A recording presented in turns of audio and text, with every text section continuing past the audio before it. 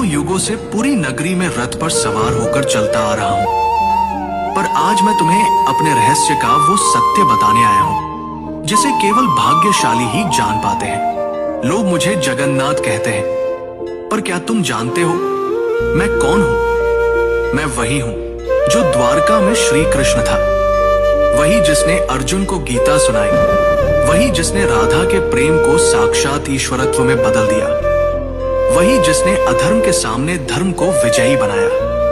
जब द्वारका का अंत हुआ, मेरा पार्थिव शरीर समुद्र में प्रवाहित कर दिया गया, पर मेरा हृदय, मेरा चेतन तत्व नष्ट नहीं हुआ। समुद्र में एक दिव्य काष्ठ पवित्र लकड़ी के रूप में प्रकट हुई और बहती हुई पुरी के तट पर आई। उसी समय राजा इंद्रद्युम्न ने मुझे स्वप्न में देखा।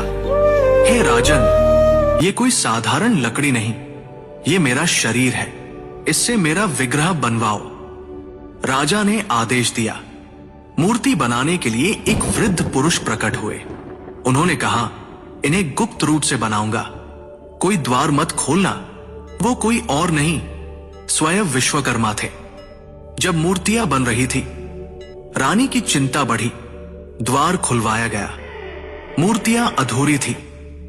मेरे हाथ नहीं थे, मेरे चरण नहीं थे, पर तभी आकाशवाणी हुई, यही मेरा विराट रूप है, यही मेरा जगन्नाथ स्वरूप है, जहां मैं हर सीमा से परे हूं। जो मूर्ति नहीं, चेतना है, जो धर्म का रक्षक है। राजा ने मेरे उस दिव्य हृदय को मूर्ति में प्रतिष्ठित किया। वो हृदय जो श्री कृष्ण रूपी मेरी चेतना का केंद्र था, वो आज भी मेरी मूर्ति में वास करता है। हर 12 से 19 वर्षों में जब मेरी मूर्तियां बदली जाती हैं, उस हृदय को गुप्त रूप से नव विग्रह में स्थापित किया जाता है। कोई उसे देख नहीं सकता, कोई उसका वर्णन नहीं कर सकता, क्योंकि वो हृदय भौतिक नहीं, दिव्य है। मैं वही हूं जो कृष्ण है, विष्णु है, और फिर भी सबसे परे है।